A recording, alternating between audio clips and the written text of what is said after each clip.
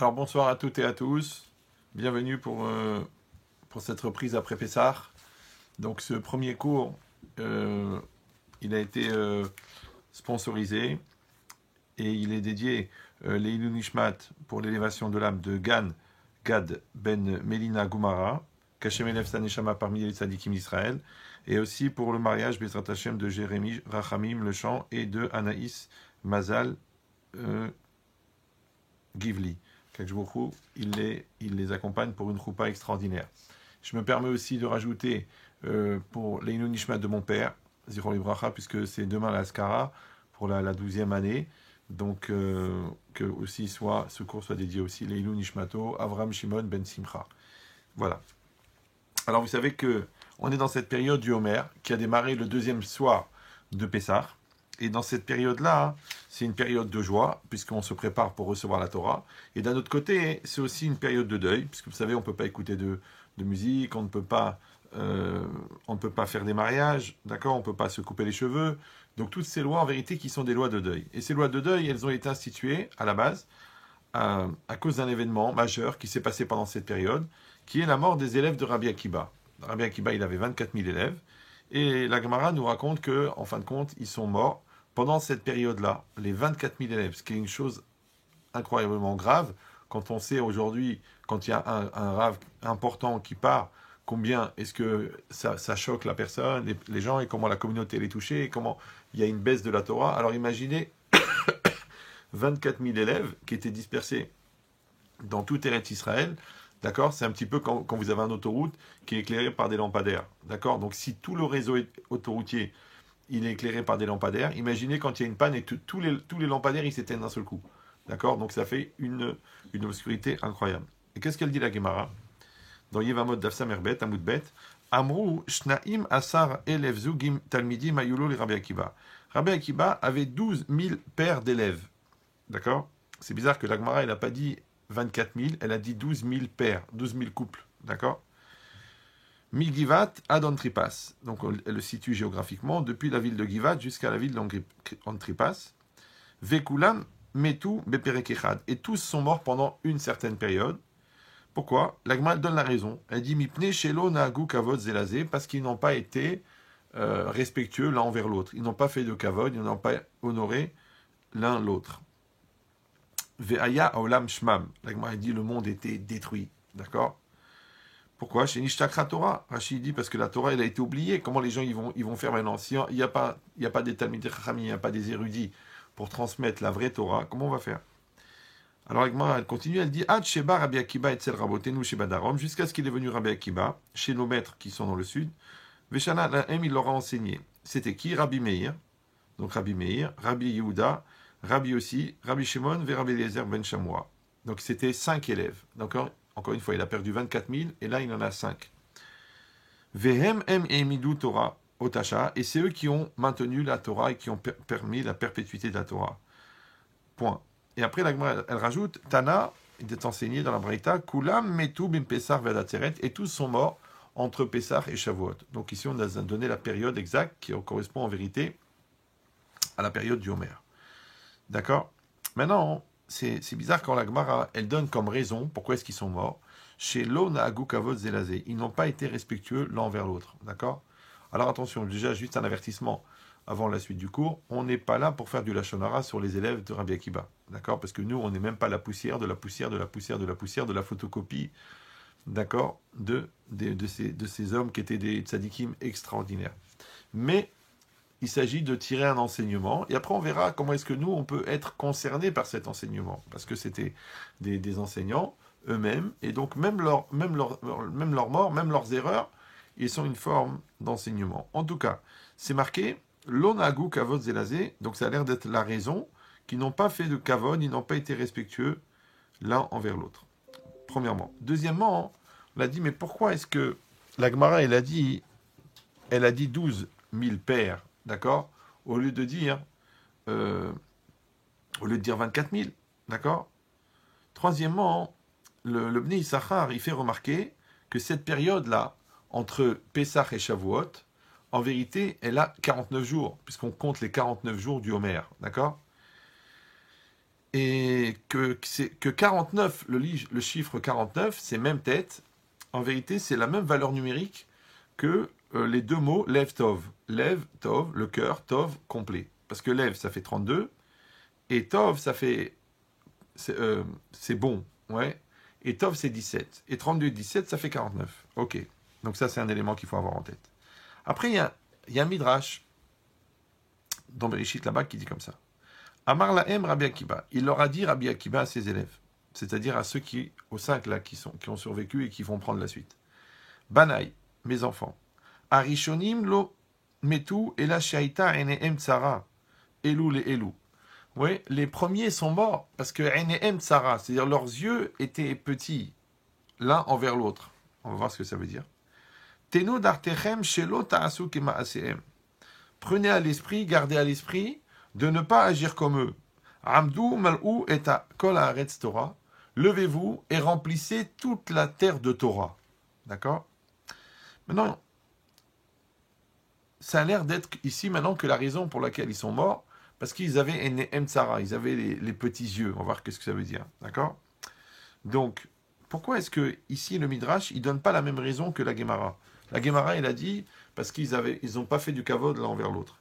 Ils n'ont pas été respectueux l'un envers l'autre. Ici, le Midrash, il dit que c'est parce que, ils avaient un Enehem Tsara. Ouais. Comme une vision petite de l'autre, de l'un et de l'autre. Pourquoi c'est comme ça? Alors le Rav Kainman, le Rav de Ponyovitch, il explique qu'il n'y a pas de contradiction entre la Gemara et le Midrash. Pourquoi? Il dit parce qu'en fait, ce qu'ils ont fait dans les faits, les élèves de Rabbi Akiba, c'est qu'ils n'ont pas fait du kavod l'un à l'autre. Effectivement, ils n'ont pas été respectueux l'un envers l'autre. Mais la raison pour laquelle ils ont fait ça, c'est parce qu'ils avaient de Tsarotaïn. D'accord? Alors on va expliquer qu'est-ce que ça veut dire. Rabbi Akiba, il a expliqué donc aux nouveaux élèves que c'est ça qu'ils devaient régler. Maintenant, pour essayer de comprendre ça, c'est quoi le sens de Tsarotaïn? D'accord? Les yeux obtus, les petits yeux. D'accord? Il dit quand je ne vais pas supporter que l'autre il a du bien. D'accord? Ça me dérange.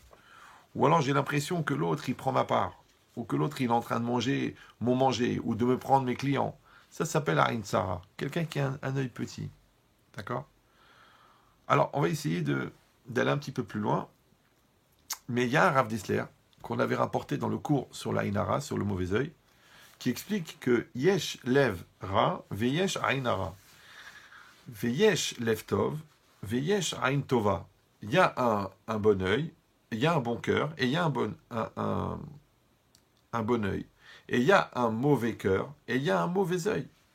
Maintenant, c'est quoi le cœur? Le cœur, c'est l'intériorité de la personne. L'œil, c'est quoi? C'est ce qui a un accès vers l'extérieur. Maintenant, quand quelqu'un il perçoit les choses à l'extérieur, ce qu'il voit, en vérité, ça lui correspond. D'accord? Comme dans la vie. Un médecin, par exemple, il va voir tout de suite un symptôme que toi, tu ne vas pas voir, parce qu'il a l'œil pour ça. D'accord? Un spécialiste de l'immobilier, il va tout de suite voir que c'est une belle affaire. Un spécialiste de comptable de l'audit, il va regarder des chiffres, il va dire, tac, vends la société tout de suite. Au contraire, c'est une super opportunité, prends-la. Donc, ça s'appelle l'œil. C'est-à-dire que l'œil, en vérité, nous, on pense que l'œil, il est là seulement pour voir. Mais en vérité, l'œil, il est aussi pour projeter. Ça veut dire que ce que tu projettes, en français, on appelle ça une vision.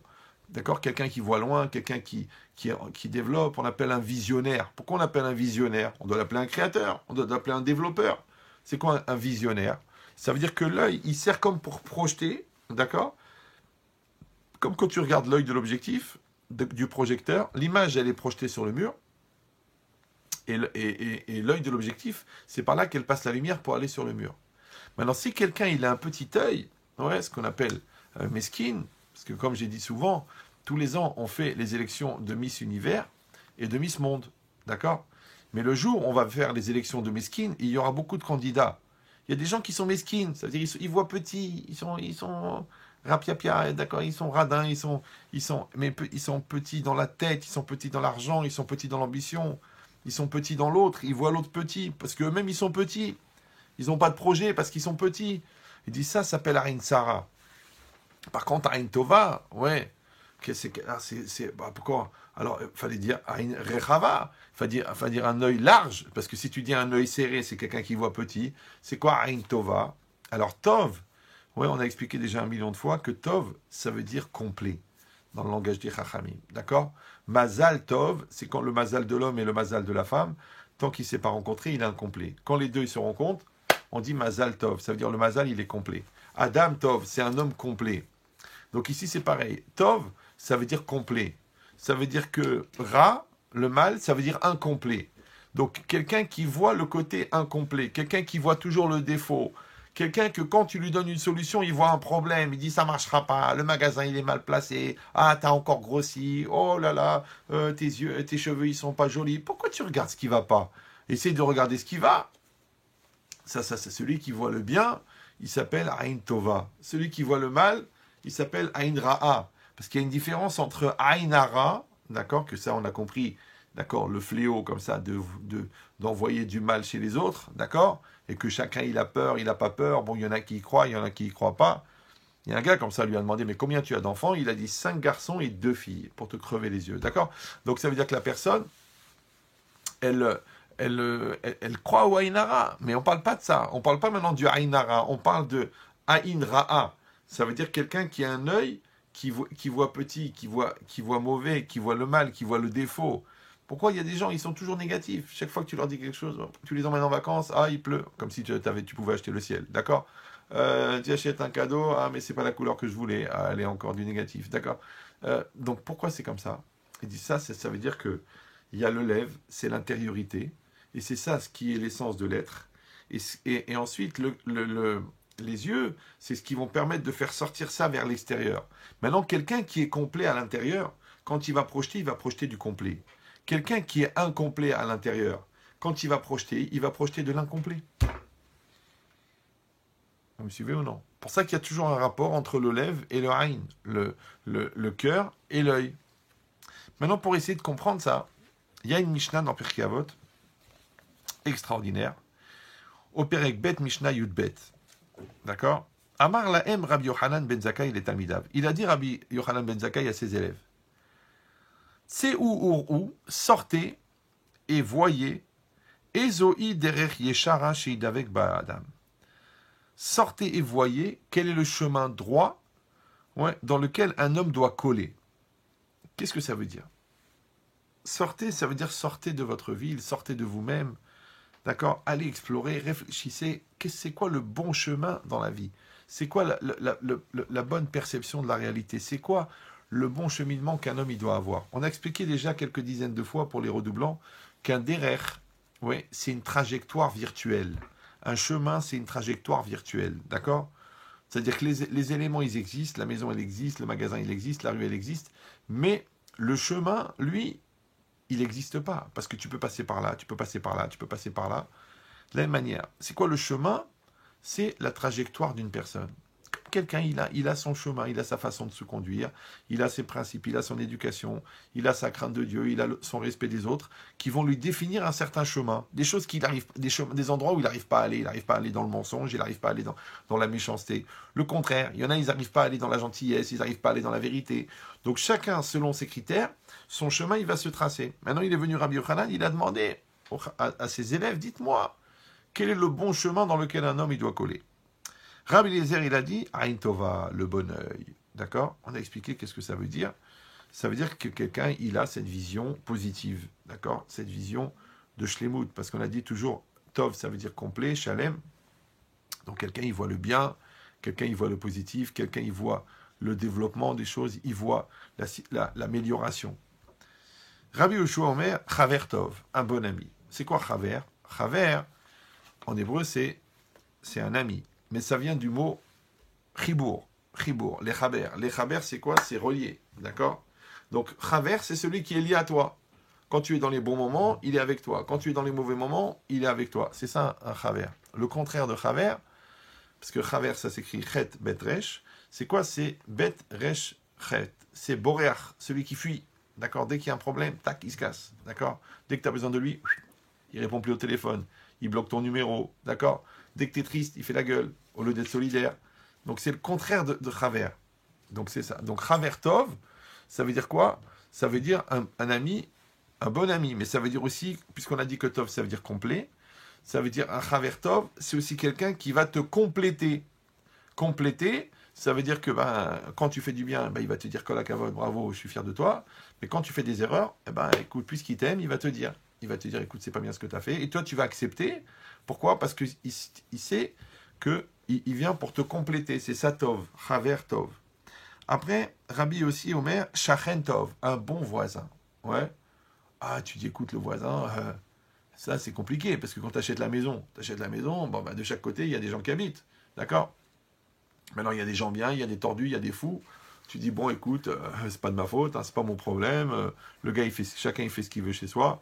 S'il est malade, si c'est un menteur, un tricheur, un voleur, un pédophile, ça se passe chez lui, j'ai rien à voir. Et pourtant, les chachamim, ils disent, oh, il est rachat, oh, il est shréno. Ouais. Malheur au rachat, malheur à son voisin. Tu dis, mais le voisin, il n'a rien fait. L'autre, il est rachat. L'autre, il est tordu, il est malade, il est fou, c'est un psychopathe, c'est un sociopathe. C'est son problème. Mais pourquoi est-ce que le voisin, il serait touché par ça? Parce que le problème, c'est que le mot shachen, il veut dire voisin. Mais shachen aussi, ça veut dire une atmosphère, d'accord? Une shechina. C'est quoi une shechina? D'accord? C'est la présence divine. Mais en vérité, quoi? C'est une atmosphère de spiritualité. Donc, ça veut dire que quand, comme le Mishkan, c'est l'endroit de la résidence d'Hachem. Donc, c'est la même racine. Shachen, Mishkan, Shechina, c'est la même racine. Donc, ça veut dire quoi? Ça veut dire que qu'on le veuille ou non, une personne, une famille, elle développe un certain atmosphère. Vous me suivez ou non? Comme des fois, tu rentres chez des gens, tu te sens mal, tu as envie de vomir, tu sens la rama, tu sens le stress, tu dis pourvu que je me casse. Et il y a des gens, t'es bien, tout de suite tu rentres, tu te sens bien. Pourtant, ils n'ont rien dit spécial. C'est pas qu'ils t'ont sauté dans les bras ou ils t'ont accueilli, ils t'ont dit je t'aime. Non, ils sont normaux et tu te sens bien. Parce qu'il y a un bon esprit. Une maison où il y a du respect, où il y a de la gentillesse, où il y a de la Torah, où il y a de la Kedusha, où il y a de la pureté, tu rentres, tu te sens bien.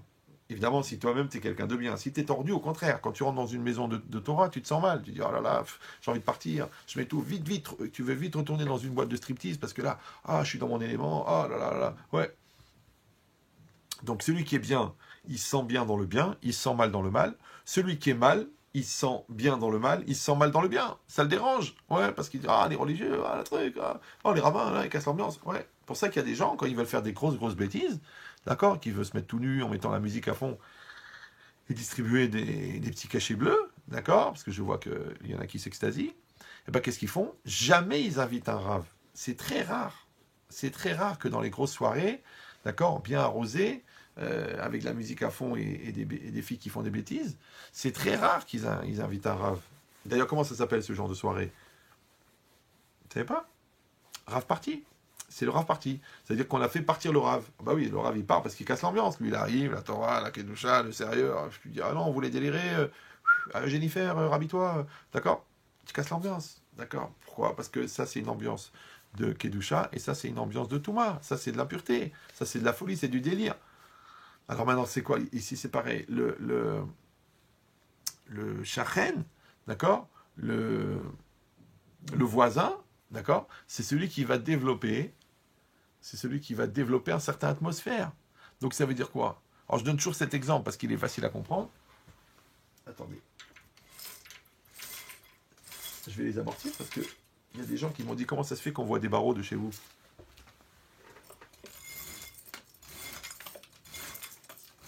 À chaque fois j'ai oublié de les mettre. Voilà. Donc maintenant, les personnes m'ont dit Psartek pour les rideaux. Bon, c'est pas grave. Donc maintenant, qu'est-ce que je disais? Que... je donne toujours cet exemple. Ah oui, si le voisin, d'accord, bon, Jean-Michel Dutilleul, il veut se faire griller ses côtelettes de porc. C'est pas grave, il a le droit, il est chez lui, il fait ce qu'il veut, c'est normal. Vive la France, d'accord? Donc, il a fait son petit barbecue, il a mis les côtelettes de porc. Maintenant, et toi, t'es tranquillement, c'est ton voisin mitoyen, d'accord? Donc, les deux jardins, ils sont collés. Toi, tu es à ta table de jardin, et tu as pris ta Gemara, tu es en train d'étudier la Torah, tu es en train de réfléchir, qu'est-ce qu'il a dit Hachem, qu'est-ce qu'il a dit la Torah, qu'est-ce qu'il dit... Et lui, il est en train de faire cuire les côtelettes de porc. Il a le droit, comme toi, tu as le droit d'étudier la Torah, lui, il a le droit de faire griller les côtelettes de porc. Mais quelque part, de vous à moi, qu'est-ce qui se passe? Le vent, il va faire déplacer la fumée et puis les odeurs, d'accord, de là à là. Mais l'odeur, elle est faite de quoi? Elle est faite de particules, d'accord? Donc, quelque part, tu es en train de prendre des nanoparticules de cochon, au moment où tu es en train d'étudier la Torah. Et ça, tu le comprends, d'accord? Quand tu respires à fond, tu fais... Hum, petit chico, ça sent bon. Oh, c'est bon, c'est de la viande grillée, ça. Tiens, Thierry, qu'est-ce que tu fais? Ah, du porc. Oh, mince. Oh, justement, j'étais en train d'étudier dans la Torah l'interdit de manger du porc. Donc, et là, tu fais un calcul. Ouais, si déjà la fumée et l'odeur du porc, elle passe du voisin à chez toi, alors s'il fait des grosses bêtises, s'il frappe sa femme ou s'il touche sa fille, d'accord, la nuit, tu crois que ça, il n'y a pas un espèce de rayonnement radioactif qui passe d'une maison à l'autre? C'est pour ça que c'est marqué Oi les rachats, Oi les shréno, d'accord? Malheur aux voisins, malheur aux rachats et malheur aux voisins. Ça veut dire quoi? Ça veut dire que qu'on le veuille ou non, l'influence elle passe. Donc c'est pour ça qu'il faut prier, pas seulement d'avoir une bonne maison, mais aussi d'avoir des bons voisins qui vont avoir une bonne influence, qui vont être dans un bon esprit, qui vont te respecter, qui vont t'aimer, qui vont aimer ta famille. Donc ça fait partie. Donc qu'est-ce qu'il a dit? Rabbi Yoshua, c'est ça. Rabbi aussi, Shachen Tov, un bon voisin. Rabbi Shimon Omer, Arouet Anolad. Lui il dit, Rabbi Shimon, c'est quoi le chemin qu'il faut choisir? Ouais, le bon chemin pour aller dans la vie, il dit Arouet Anolad. C'est celui qui voit l'avenir. D'accord? Maintenant, on a déjà expliqué plusieurs fois que ça veut dire quoi? Roé et Anolad. Il voit ce qui va advenir. Il voit ce qui va arriver. D'accord? Mais ça, c'est un peu compliqué. Pourquoi? Parce que si le présent, il est voyant, l'avenir n'est pas voyant. Alors, comment est-ce que quelqu'un, il peut voir l'avenir? Alors, vous allez dire, il est prophète. D'accord? Donc, c'est pas donné à tout le monde. Donc, ça veut dire quoi? Roé et Anolad. Alors, on a expliqué déjà plusieurs fois que, en fait, il y a le passé, il y a le présent et il y a le futur. D'accord. Maintenant, le passé, il est déjà passé. Ok. Le présent, il est là. Et le futur, il n'est pas encore là. Maintenant, nous, on sait tous, qu'en vérité, le passé, à un moment, il a été présent. Ok. Et que, parce que ce présent-là, à l'époque, il est passé. Donc, pour ça qu'on l'appelle passé. Maintenant, nous, quand on essaie de comprendre, on sait qu'un jour, notre présent, il va être passé. Quand est-ce que notre présent, il va être passé? Le jour où notre futur, il va être présent. Donc, en vérité, le présent, c'est du présent. Le passé, c'est aussi du présent, mais il est passé. Le futur, c'est aussi du présent, mais il n'est pas encore arrivé. C'est pour ça qu'on l'appelle le présent à venir. C'est l'avenir. L'avenir, c'est le présent à venir. Donc le passé, en fait, c'est présent passé. Le futur, c'est présent à venir. Et au milieu, il y a le présent. Donc facteur commun, présent d'avant, présent de maintenant, présent d'après. Super. Maintenant, comment est-ce que quelqu'un il comprend son présent? Ben, c'est très simple. Il regarde son passé. Puisque son présent, il est le fruit de son passé. D'accord? Si tu viens, tu dis, ah, je comprends rien au bac, mais tu sais que tu n'as rien foutu. Donc, tes 6 mois de scolarité d'avant, qui sont ton passé, ils t'expliquent le présent qu'aujourd'hui, tu comprends rien. D'accord? Tu vas acheter la maison, tu dis, ah, il faut 50 000 euros d'apport. Oh oui, mais j'ai pas fait d'économie. Donc, les, les années où tu as gaspillé l'argent, tu n'as pas mis de côté, ils vont t'expliquer pourquoi aujourd'hui, dans le présent, tu n'as pas l'apport. Ok, ça va, c'est facile à comprendre. D'accord. Il n'y a aucune communication dans ton couple. Tu dis oui, mais vous avez fait la communication, vous avez mis la communication, vous avez travaillé sur la communication, vous avez remis en cause la communication, vous avez été voir un rabbin, vous avez écouté des cours, vous avez été voir un psychologue, un médiateur. Non, non, non, on n'a rien fait, on n'a rien fait, on n'a rien fait, on a laissé pourrir la situation. Donc, le passé de ton couple, il t'explique le présent de ton couple. Ok. Pourquoi? Bah parce que le présent, il est le fruit du passé. C'est facile. Donc, en regardant le passé, tu comprends le présent. Ok. Maintenant, faites-moi plaisir. Si tu dis que la connaissance du passé fait que tu connais ton présent, d'accord? Donc tu sais qu'un jour, ton présent, il va devenir un passé. On a dit quand? Le jour où ton futur, il va devenir présent. Or, de la même manière que en regardant ton passé, tu comprends ton présent, attention, il suffit de mettre ton présent au passé pour connaître ton futur.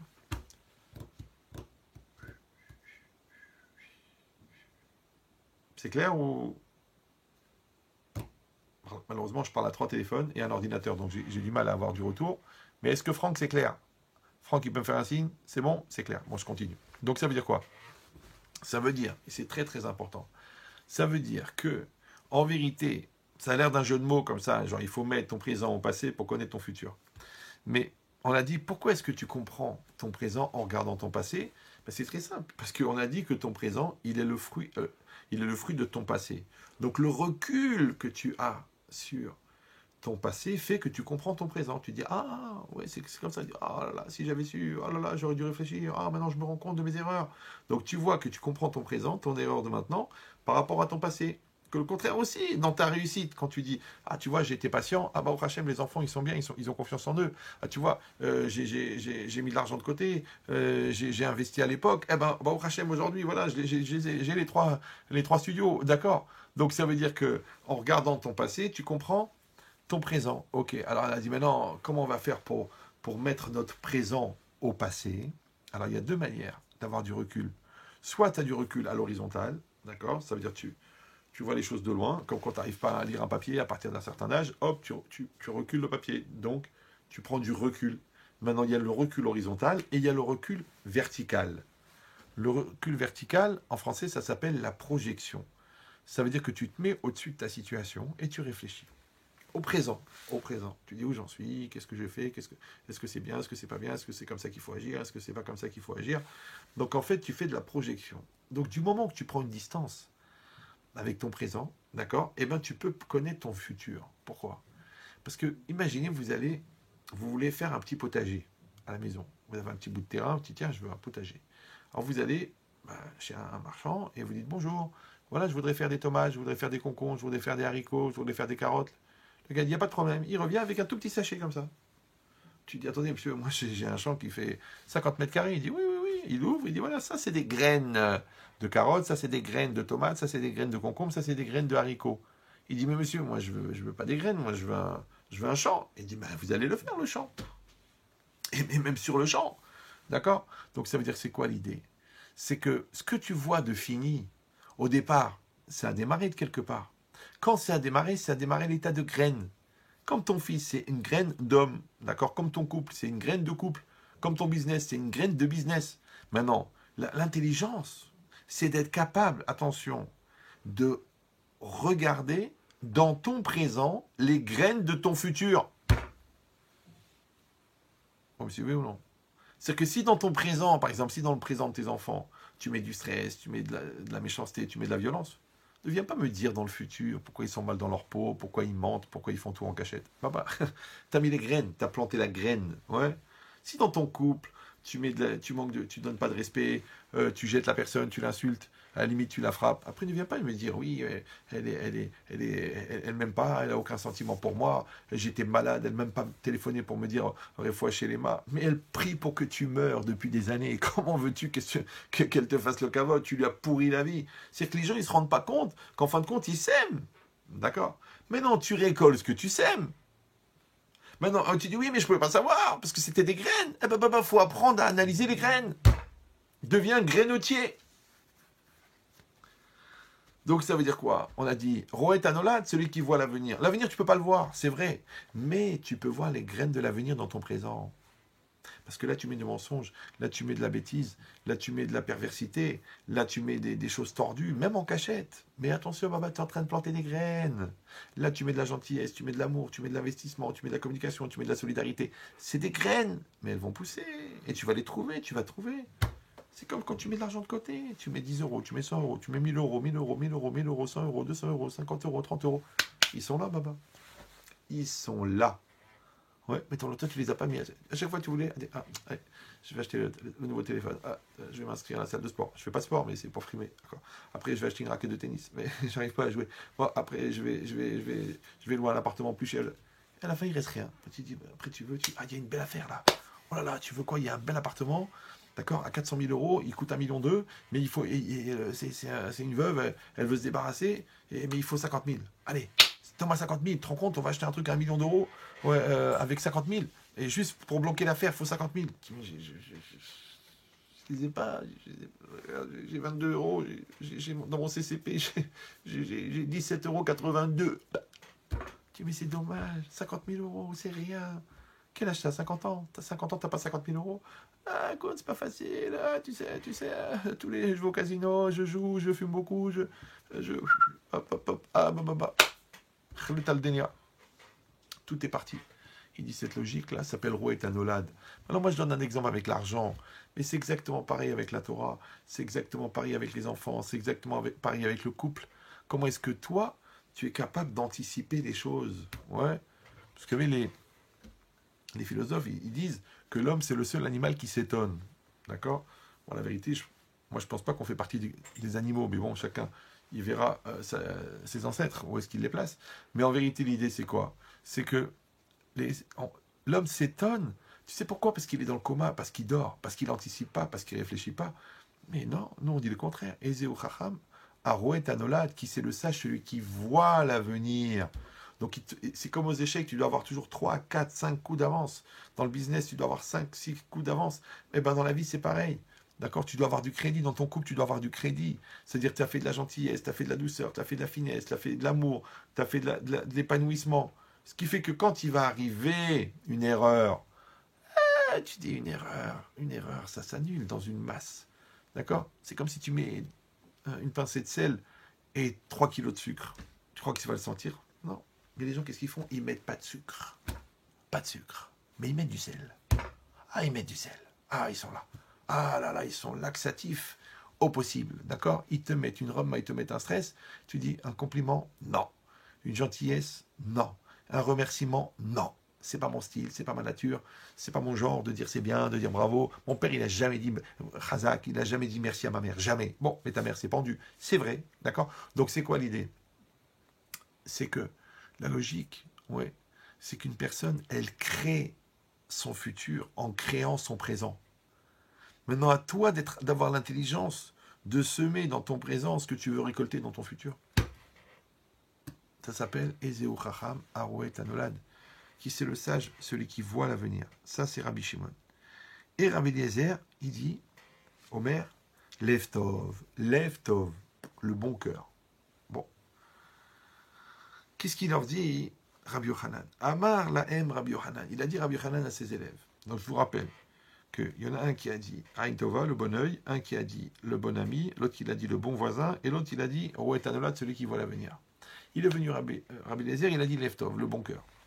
Il dit Rabbi Yochanan ben Zakkai, Roé ani et divrei Rabbi Eliezer ben Arach. Oui, je vois les paroles de Rabbi Eliezer, je retiens les paroles de Rabbi Eliezer ben Arach. Pourquoi? Chez Bichlal devarav divrechem. Parce que dans ces paroles, il y a toutes vos paroles. Ça veut dire que dans l'Eftov, oui, dans le bon cœur, il y a aussi tout. Il y a aussi le bon voisin et le bon ami. D'accord? Et il y a aussi le bon œil et celui qui voit l'avenir. Tout est dedans. Et pourquoi? Alors regardez le Rambam. Comment il explique cette notion de Leftov?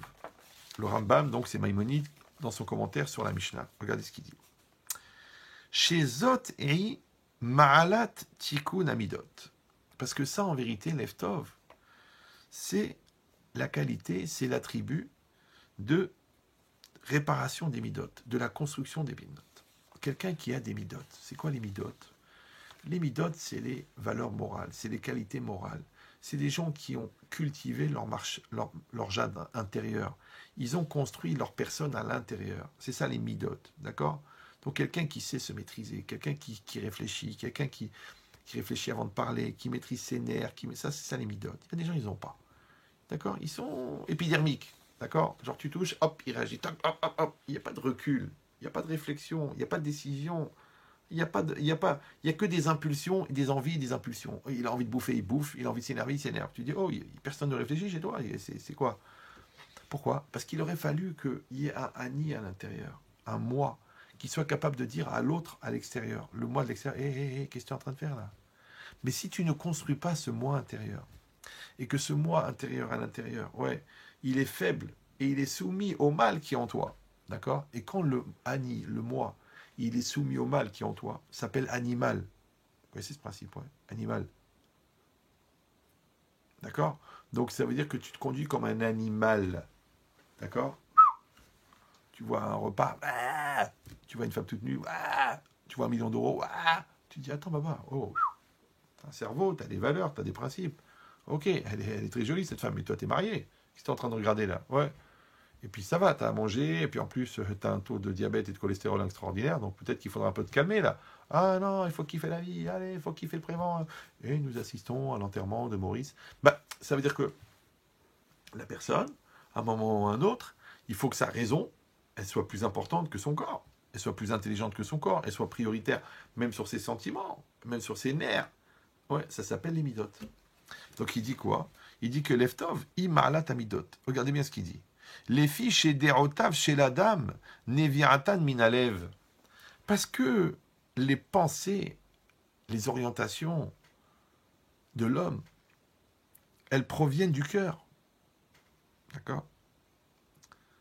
Ou bisman chez Libotov, et à partir du moment où le cœur est bon, Kol midotav yesharot, alors toutes ces qualités, elles sont droites. Vederotav nechonot, et ses pensées, elles sont correctes. Alors là, il y a juste une petite précision qui est très très importante. C'est que ici, quand on parle du cœur, je sais pour les redoublants, ça va être un peu de la révision, mais étant donné que ça met des années à être bien capté, on ne parle pas du cœur, le muscle qui envoie le sang partout, d'accord? On ne parle pas du cœur qui représente la poésie, la sensibilité, d'accord? Non, ça c'est Lamartine. Non, c'est quoi le cœur? Le cœur, c'est le centre, d'accord? Merkaz à Adam, le centre de l'homme. C'est comme quand, vous savez, quand on dit le cœur de la ville, d'accord? Ou le cœur du problème, ou le cœur du fruit. Vous avez bien compris que le fruit, il n'a pas un cœur dedans. Donc c'est le centre. Maintenant, le cœur de la ville, c'est de là-bas que tout démarre. Le cœur du problème, c'est la racine du problème. Donc ça veut dire que, en vérité, à Kol Novea Mealev, ça veut dire tout vient de l'intériorité profonde. Et bien chez un homme aussi, le cœur, c'est quoi? C'est son intériorité profonde. Donc vous avez compris, il a son extériorité, d'accord? Épidermique, et puis à l'intérieur, il a sa personne, et puis à l'intérieur de la personne, il a le cœur. C'est-à-dire tout au fond là-bas de lui, ce que moi j'appelle la source de l'impulsion première, c'est-à-dire qu'à chaque fois que tu dis quelque chose, à chaque fois que tu fais quelque chose, à chaque fois que tu penses quelque chose, ça vient de quelque part. Qui c'est qui l'a pensé? Qui c'est qui l'a dit? Ouais, tu te dis, mais c'est moi, mais c'est qui toi? Parce que tu peux le dire avec ton corps, genre tu parles tout seul, excuse-moi, ça m'a échappé, ouais. Tu peux le dire avec ta tête, ah bah j'ai réfléchi, j'ai réfléchi. Tu peux le dire avec tes nerfs, ah, j'étais énervé, ah, c'est sorti tout seul. Et tu peux le dire avec ton cœur. Ton cœur, ça veut dire que tu vas aller chercher à la racine de la chose. Ouais. C'est un peu comme le cercle. Tu vois, dans le cercle, il y a la périphérie du cercle, donc le périmètre. Ça, c'est la partie voyante. Et bien ça, c'est comme l'extérieur de l'homme. Par contre, on sait tous que le centre du cercle, qui est invisible, ouais, il est exactement à la même distance de tous les points qui constituent le périmètre du cercle. Donc chaque point, il est à la même distance du centre. Et ça s'appelle le rayon. Maintenant imagine que le cercle, en vérité, le périmètre donc du cercle, c'est quoi? C'est des points, parce que c'est comme une droite. C'est des points. Et là, il y a les actes, et ben ça apparaît. Donc ils sont dans le cercle. Les paroles, ils apparaissent. Et les attitudes, ils apparaissent. Et bien chaque attitude, elle est liée au cœur de la personne. Elle est liée au cœur. Et c'est de là-bas qu'elle vient. Maintenant, le rayon, ça s'appelle en français la traçabilité. C'est que normalement, si tu es normalement constitué, d'après moi, les gens ils pensent que j'exagère, mais moi je pense que c'est normal. Normalement, quand tu dis quelque chose, tu devrais savoir pourquoi tu le dis. Quand tu ressens quelque chose, tu devrais savoir pourquoi tu le ressens. Tu dis, ah, j'ai envie de pleurer, pourquoi? Je ne sais pas. Écoute, je sais pas, j'ai envie de pleurer, je me sens pas bien. Bon, écoute, tu as deux solutions. Soit tu es dépressif, soit tes hormones, ils sont en baisse, ou soit, c'est que tu ne te connais pas. D'accord? Donc tu dois savoir pourquoi tu pleures, savoir pourquoi tu rigoles, savoir pourquoi tu dis je t'aime. Tu dois savoir si tu le penses vraiment, savoir si tu t'investis vraiment, savoir si tu te fous de ta gueule, tu dois le savoir. C'est ça. Et pourquoi? Mais la personne qui le sait, le moi profond qui le sait, s'appelle le cœur. On a expliqué que Tov, ça veut dire complet. D'accord? Donc c'est un petit peu comme si on disait, tu as ta silhouette physique qui est là, d'accord? Ta tête, tes bras, tes jambes, ton corps, ok? Le tronc, et puis tu as ta silhouette psychologique. Ta silhouette psychologique, c'est-à-dire ton intériorité, ils doivent être complets. Donc si les bras physiques, ils permettent d'agir, et les bras psychologiques, c'est ta force d'action. Ta tête psychologique, c'est ta capacité d'analyse, ta capacité de décision. Ton cœur psychologique, c'est ta capacité émotionnelle. Tes jambes psychologiques, c'est tes repères, c'est tes principes, c'est tes valeurs, c'est très solide les jambes. Vous savez, en musculation, ce qu'on peut pousser avec les jambes, c'est beaucoup plus puissant que ce qu'on peut tirer avec les bras. D'accord? Donc et le tronc, c'est ce qui réunit le tout. Donc tu vois bien qu'en vérité, il y aura un être intérieur et un être extérieur. Et bien l'être intérieur, on l'appelle le lève. Ça va? Et lève tov, ça veut dire que ton être intérieur, il est bon, ça veut dire il est complet. Maintenant, si dans ton être intérieur, il manque les bras, ça veut dire que tu n'as pas la force d'agir. Ou flemmard, ou manque de confiance. Ouais. S'il manque la tête, parce que tu t'es pas construit, tu as arrêté l'école trop tôt, ou tu n'aimes pas réfléchir, ça te prend la tête, ça te saoule, ouais. Donc, il te manque la tête. Dans ton corps psychologique, il manque la tête. L'autre, il n'a aucune sensibilité. Celui-là, son corps psychologique, il lui manque le cœur. Celui-là, il lui manque les jambes. D'accord? Il n'a pas de soutien, il n'a pas de force, il n'a pas eu son père, il n'a pas eu sa mère, il n'a pas des valeurs, il n'a pas la Torah, il n'a pas le Rav, il n'a rien. Donc, il n'arrive pas à tenir debout. Donc, ça veut dire quoi? Ça veut dire qu'en fait, on passe notre vie à construire notre intériorité, et ensuite, notre intériorité, elle va se diffuser à travers notre extériorité. Et c'est normal. Ça veut dire que ma parole, elle va contenir le contenu de mon cœur, de mon intériorité. Ma pensée, elle va se traduire dans ma parole. Ma pensée, elle va se traduire dans mes actes. Quand tu as des actes qui sont construits, des actes qui sont réfléchis, des actes qui sont volontaires, des actes qui sont positifs, ça veut dire qu'ils proviennent d'une personne qui est construite, qui est volontaire et qui est positive. Donc tu vois que tu vas toujours construire ton intériorité et ensuite exprimer cette intériorité dans l'extériorité. Alors, des gens ils vont dire non, moi je suis quelqu'un de vraiment construit, mais j'ai des actes complètement tordus. Bon. C'est comme si tu achètes une belle montre suisse à 190 000 euros, d'accord? Tu t'imagines comment elle est l'usine? Eh ben, c'est des mecs qui sont assis par terre, dans le caniveau, et puis il y a des bouts de ferraille, et puis ils tapent dessus, comme ça, ils se les passent, ils font un chauffer sur la cuisinière, après ils taillent des rondelles, après ils trucs. Non, c'est de l'horlogerie de précision. Ça prend 1 an et demi pour fabriquer la montre. Chaque pièce, elle est faite à la main. D'accord? Ils regardent avec un microscope. Ils travaillent en milieu fermé. Il n'y a pas d'oxydation. Il y a trucs. Ils ont des trucs sur la tête. Il n'y a pas de microbes. Il n'y a rien. Ils travaillent. Pourquoi elle coûte 180 000 euros, Baba? Donc, tu as bien compris. Par contre, quand tu apprends la petite montre en plastique, moitié tordue, moitié truc, que tu sais qu'elle va marcher une semaine et qu'elle se vend au kilo là-bas à Calcutta, tu as bien compris que l'usine, c'est pas la même que l'usine en Suisse pour fabriquer la montre à 180 000 euros. Donc celle-là, tu payes 4 euros le kilo de montre, et celle-là, tu en payes une à 180 000 euros, et encore, il y a une liste d'attente, parce qu'elle est numérotée en plus. D'accord? Bon, ben c'est exactement pareil. Ce que tu vas produire, ouais, ça va être automatiquement représentatif de la personne qui le produit. Ta maison, elle te représente. Ta famille, elle te représente. Ton business, il te représente. Tes amis te représentent. Pourquoi? Parce que tout ce que tu produis, ouais, est l'expression de ce que tu contiens. Mais ce que tu contiens, il fallait déjà que tu le produises. Donc il faut que tu deviennes quelqu'un de complet pour fabriquer du complet. Par contre, si toi, tu es incomplet, ouais, et incomplet, ça veut dire quoi? Ça veut dire qu'il te manque des cases, ouais, ou il te manque des éléments, ou tu n'as pas eu travaillé ou par flemme, ou par manque d'opportunité, ou parce que ça te fatigue, ou eh ben, automatiquement, ça va se retrouver dans ta vie. Donc, si tu es complexé, automatiquement, tu vas manquer de courage, tu vas avoir le mal chez les autres. Ouais. Si tu as de l'orgueil, eh ben, tu vas te fabriquer une carapace pour te protéger parce que tu crois que les gens ne se rendent pas compte que tu es un pauvre type. D'accord? Si tu es un menteur, eh ben, au bout d'un moment, tu vas te faire attraper. Si tu n'as pas confiance dans les autres, eh ben, c'est parce que tu n'as pas confiance en toi. Donc, tu vois bien qu'il y a toujours un parallèle entre le monde intérieur et le monde extérieur. Donc la Torah, elle veut que tu travailles les deux.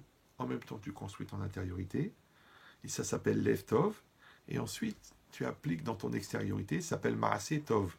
Donc tu dois avoir un acte complet qui vient d'un cœur complet. Maintenant, vous avez ça dans la tête, on relit le Rambam, ouais, et qu'est-ce qu'il dit? Bisman chez Libotov, lorsque son cœur est Tov, vous avez compris maintenant, Tov ici, ça veut dire qu'il est complet, Kol Midotav Yesharot. Toutes ces qualités, elles sont droites. C'est pas quelqu'un qui va dire comme ça, après il va faire autre chose, après il va être irascible, après il va être soupolé, puis après il fait la gueule. Tu dis, oh, dis-moi, t'as un problème de perpétuité existentielle. Ça veut dire que les pulsions existentielles qui viennent de ta neshama ne sont pas maîtrisées par quelqu'un de mature à l'intérieur. Parce que le gars mature à l'intérieur, il faut le fabriquer. Il faut qu'il soit solide. C'est un gars mature. C'est même une arme, la maturité. Ça s'appelle l'armature. C'est pas grave, d'accord? Donc si l'armature du bateau, elle n'est pas solide, première tempête est casse en deux. C'est l'armature, baba.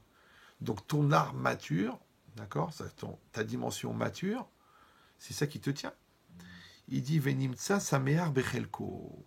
Celui qui a l'Eftov, il est content de sa part. Quel rapport? Il dit pourquoi? Parce que l'Eftov, on a dit, c'est quelqu'un qui est complet. Mais une personne, c'est pas que l'intériorité, c'est aussi une extériorité, c'est aussi une réalité, c'est aussi une famille, c'est aussi des amis. Ouais.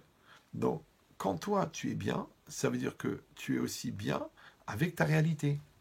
Nous, on appelle la Emouna, la croyance, d'accepter la réalité qu'Hachem m'envoie. D'accord? Donc, à moi de réfléchir pourquoi ma femme, c'est ma femme, pourquoi mon mari, c'est mon mari, pourquoi mes enfants, c'est mes enfants. À moi de réfléchir. Maintenant, quand moi, je suis en accord avec ma réalité, ça s'appelle Samear Bechelko. Il est heureux de sa part. D'accord? Ils disent les commentaires, Mipne chez Zechelko, parce que c'est sa part, parce qu'il a compris que c'est adapté à lui. Toujours, je donne cet exemple, il est facile à comprendre. Pourquoi un costume confection, si tu as un copain à Aubervilliers, tu peux l'acheter 21,83 €. D'accord? Il vient directement de Roumanie. Bon, il va être vendu 150 € dans la rue, mais toi, tu peux l'avoir à 22 €. C'est ton copain. Hein, ok, bon. Mais un costume sur mesure, 3 000 €. Pourquoi ça coûte si cher? Tu vas prendre un bon dormeuil, un bon tissu de Fursac, tu vas l'amener chez le couturier, il va te faire un costume sur mesure. Celui-là, il coûte 3 000 €, celui-là, 22 €. Comment ça se fait? Je vais t'expliquer pourquoi.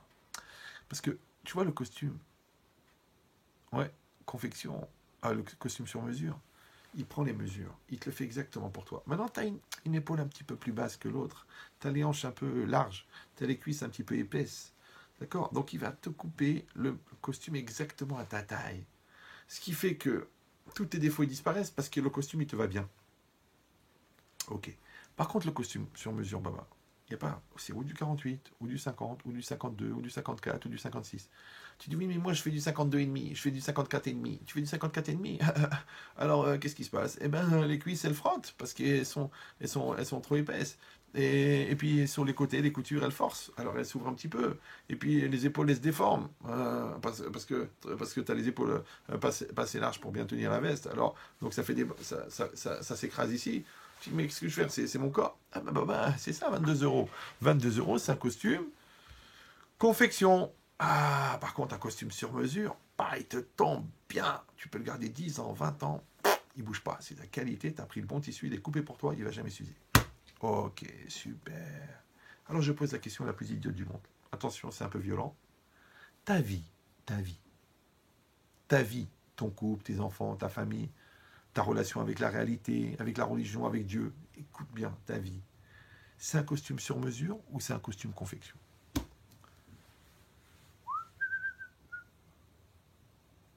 Alors si tu crois en Dieu, ou si tu es intelligent, ouais, donc tu as compris que c'est un costume sur mesure. Parce que ta femme, elle te correspond. Quand tu dis, mais je comprends pas, je comprends pas, je comprends pas, je comprends pas, je comprends pas, je comprends pas, je comprends pas, je comprends pas, je comprends pas, je comprends pas, je comprends pas, je comprends pas, je comprends pas pourquoi ma femme elle est nerveuse. Mais moi je sais pourquoi elle est nerveuse. Je vois ta gueule. Donc c'est normal, baba. Donc elle est sur mesure.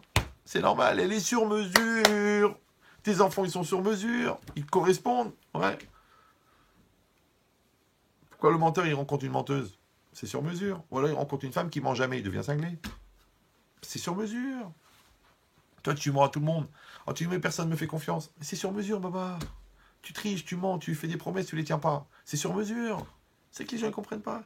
Tu dis, ouais, le magasin il est mal placé. Mais non, t'as vu ta gueule quand tu accueilles les clients. C'est pas des chaussures que tu vends, c'est des cercueils. Dès que tu rentres, les gens disent, oh là là, c'est des pompes funèbres. Non, non, non, non. Pas du tout, c'est un magasin de chaussures. Mais avec la tronche que tu as quand tu les accueilles, mais même les pompes, elles sont funèbres, baba. Même les chaussures, elles sont funèbres. D'accord? Donc ça veut dire quoi? Ça veut dire que, en vérité, ça s'appelle que la vie, c'est un costume sur mesure. Maintenant, si toi, tu vois et tu reconnais comment l'harmonie, la précision, comment Hachem, il t'envoie exactement ce que tu as besoin, mais je te dis, c'est violent. Mais c'est violent pour qui? Pour les gens qui ne veulent pas évoluer, pour les gens qui ne veulent pas grandir, pour les gens qui ne veulent pas se remettre en cause. Mais les gens qui veulent grandir, qui veulent évoluer, ils sont contents. C'est comme l'école. Il y en a qui aiment l'école. Pourquoi? Parce qu'ils ont compris que l'école, ça fait évoluer.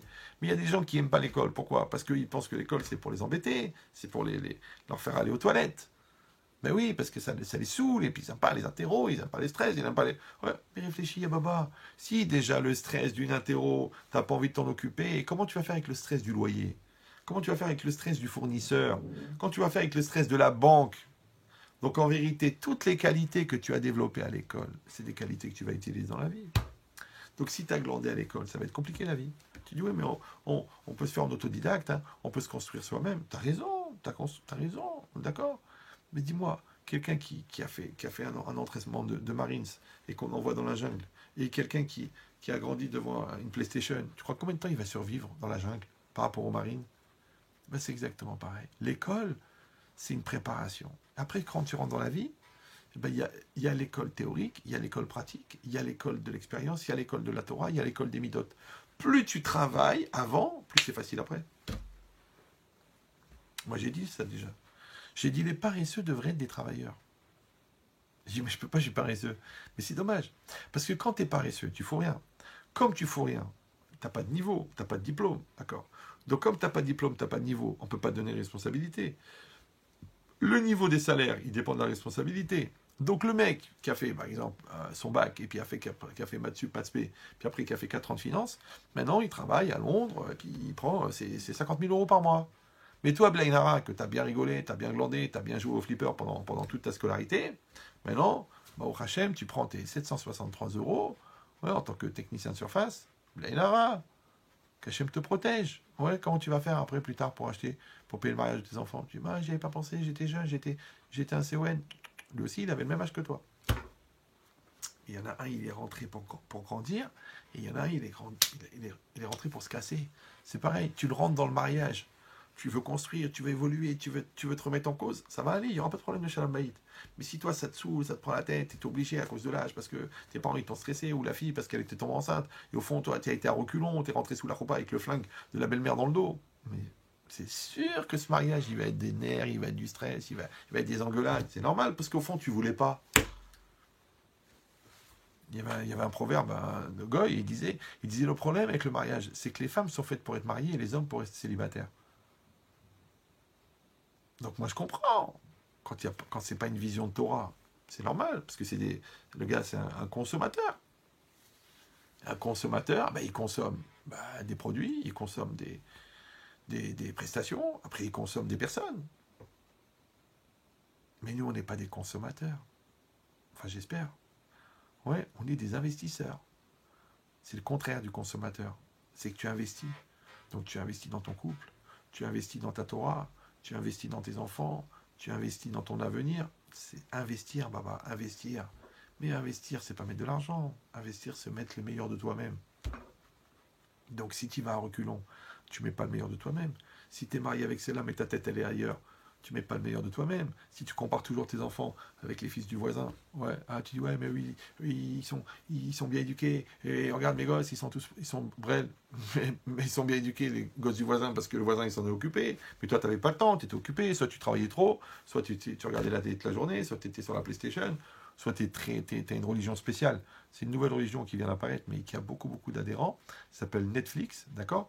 Et tu es tellement occupé à toutes ces lourdeurs que tu n'as pas le temps de t'occuper de l'essentiel. Eh ben, c'est ça l'idée.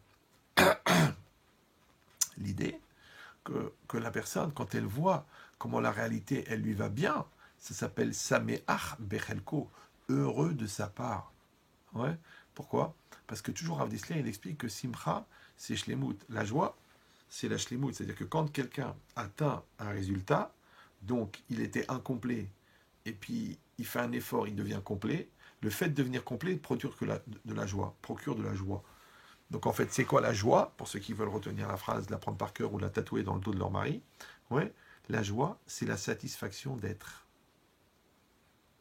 Donc celui qui n'arrive pas à être, celui qui ne réalise pas, celui qui ne trouve pas une solution au problème, ouais, celui qui préfère les problèmes aux solutions, celui qui préfère l'immobilisme, celui qui ne veut pas avancer dans sa Torah, dans sa vie, dans ses choix, dans son couple, il n'a pas de joie.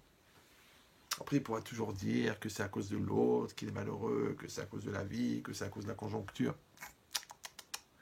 Chaque situation, elle est incomplète. Parce qu'il manque quoi? Il manque toi. Donc quand toi, tu complètes la situation, elle devient complète. Quand toi, tu te complètes grâce à la situation, tu deviens complet. Et à chaque fois qu'il y a du complet, il y a de la joie. Ça s'appelle Sameach Bechelko. Ouais. Exactement comme toi, tu as fait un puzzle de 12 000 pièces, il manque une pièce. Tu vas devenir fou. Et après, tu cherches en dessous la commode, là-bas, et tu trouves, au moment où tu la mets, oh Hachem, ça y est, c'est complet. Et ben, c'est exactement pareil comme tu trouves le bon garçon pour ta fille. Le puzzle, il est complet. Quand il te manquait les 20 000 euros pour faire le business, il y a un gars, il vient te dire, allez, quoi, tu sais, je te les avance.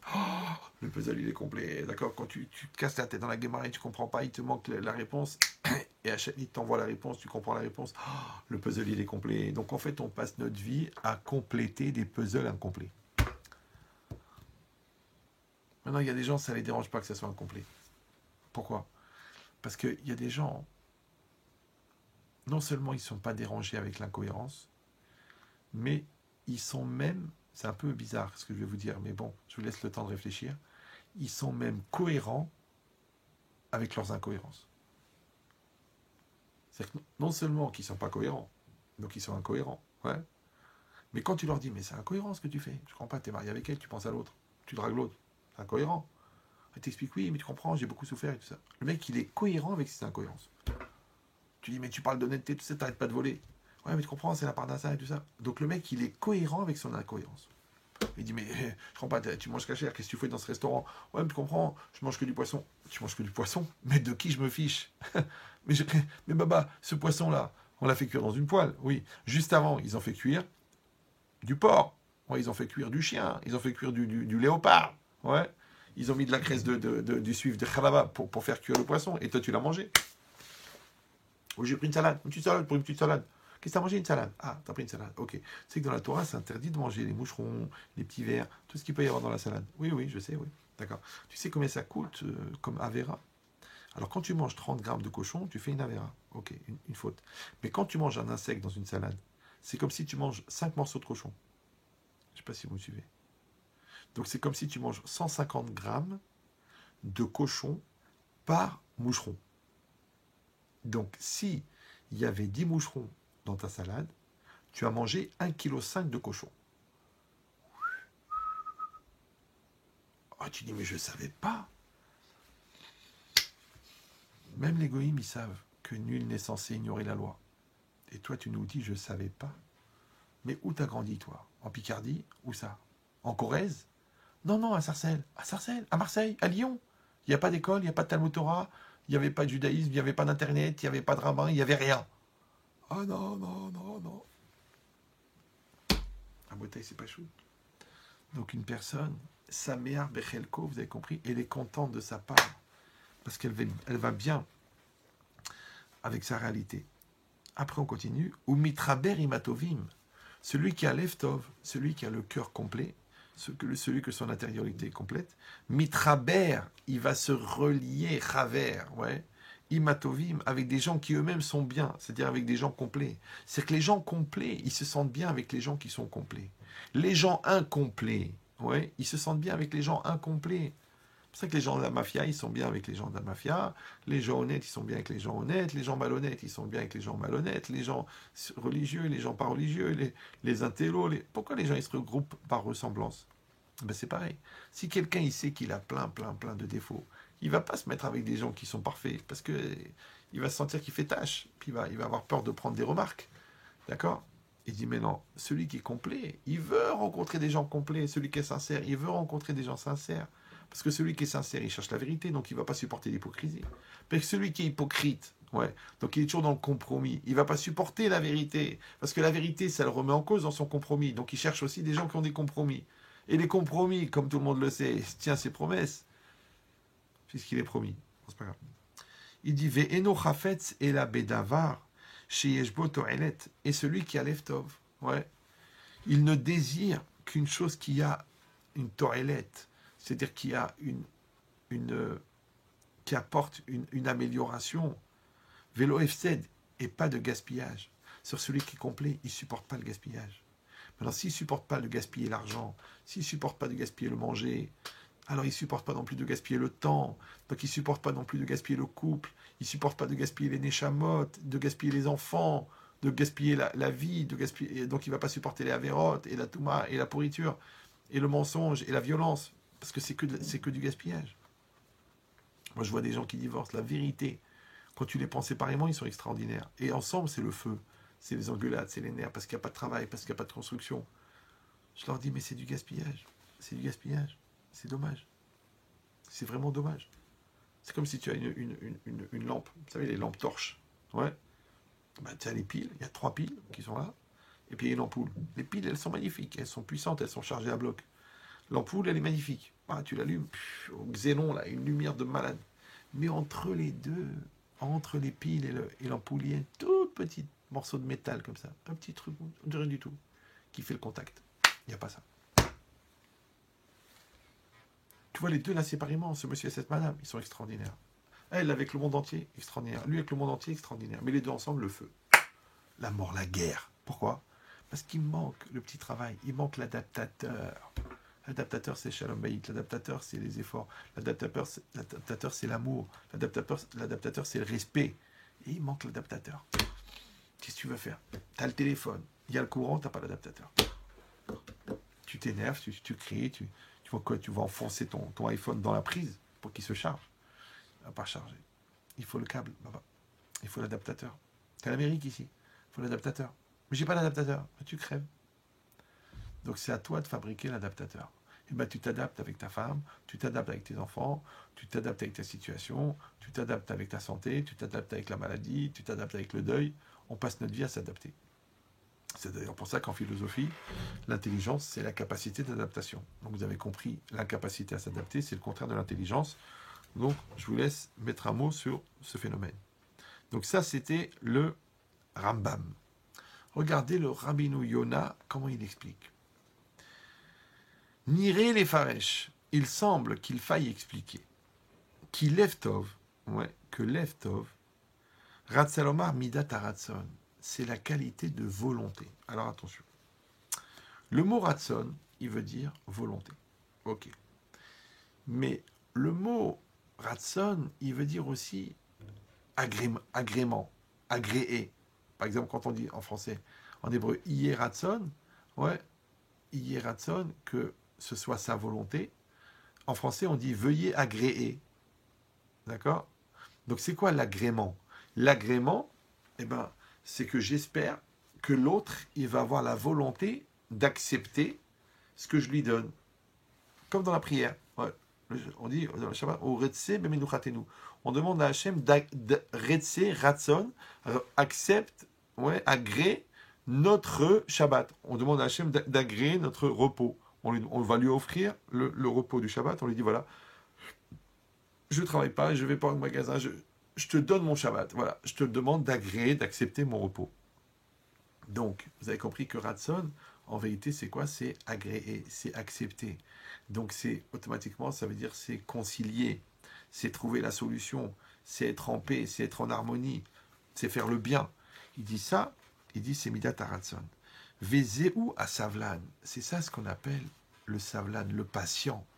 D'accord? Le patient, il va s'arranger, il va trouver des solutions, il va avoir la patience, il va accepter la différence. Il va donner le temps à l'autre d'exister. Il ne va pas s'énerver à tout bout de champ. Pourquoi? Parce qu'il a cette mida-là. C'est midat haratson, c'est l'agrément, la résilience, ils appellent ça aussi en français. Il dit, chez Eno Ketzar Arouar, il n'a pas l'esprit petit, d'accord? Il n'a pas l'esprit court, comme ça, il a du recul. Ouais. Ou mitrachek mi midat kaas, il va s'éloigner de la qualité de colère. Ou meshiv bema'ane rach, et il va répondre avec douceur. Il est détendu. La zen attitude. Ouais, il est calme. Pourquoi? Parce qu'il est complet. Parce qu'il est construit. Parce qu'il a construit à l'intérieur de lui-même une partie qui jamais se mettra en colère.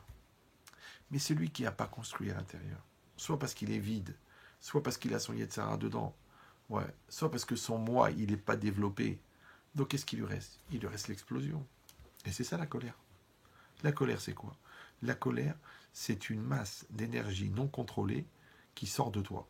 Quand elle est contrôlée, ça s'appelle la concentration, ça s'appelle la conviction, ça s'appelle la détermination, et quand elle n'est pas contrôlée, ça s'appelle la colère. Donc les gens qui ne sont pas construits sont obligés d'être coléreux. D'ailleurs, il le dit le même, il le dit, regarde bien, regarde, après qu'il s'est mis en colère, il dit « Je n'étais pas moi-même. C'était plus fort que moi. » Le plus sympathique, c'est « Tu m'as poussé à bout. » C'est-à-dire que le mec, il a un bout très très court, du coup, quand tu l'as poussé, il est au bout. D'accord ? Et le mieux, c'est « Tu m'as énervé. » Donc je décompose pour les gens qui pratiquent le cerf-volant de manière trop régulière. Tu, c'est toi. M apostrophe, c'est moi. Énervé, c'est le verbe. Donc, quand je dis tu m'as énervé, ça veut dire que toi, tu es rentré dans mon système nerveux et tu as excité mon système nerveux. Moi, je pose la question, la plus débile du monde. Si déjà pour rentrer chez moi, pour rentrer dans ma maison, pour rentrer dans ma voiture, il faut que tu demandes la permission, je voudrais savoir comment tu as fait pour rentrer dans ma personne. Comment tu as fait pour rentrer dans mon système nerveux. Vous me suivez ou non? Donc quand les gens ils me disent « Oui, mais vous comprenez, Rav, il m'énerve. » Je dis « Mais écoute bien ce que je te dis. Écoute bien cette nuance, elle va te faire gagner au moins 10 ans de thérapie. Écoute bien, écoute. L'autre, il est énervant. Ok, c'est une réalité. Mais pourquoi toi, t'es énervé? T'es énervé? Je dis, enfin, Rav, je viens de vous dire que le mec, il est énervant, donc je suis énervé. Non. L'eau, elle est mouillée, par exemple. Vous savez que le taux d'humidité de l'eau est très, très fort. Donc, quand tu rentres dans l'eau, puisque l'eau est mouillée, c'est normal que quand tu sors, t'es mouillé. Mais quand l'autre, il est énervant, ouais, c'est pas parce que l'autre, il est énervant que toi, tu dois être énervé.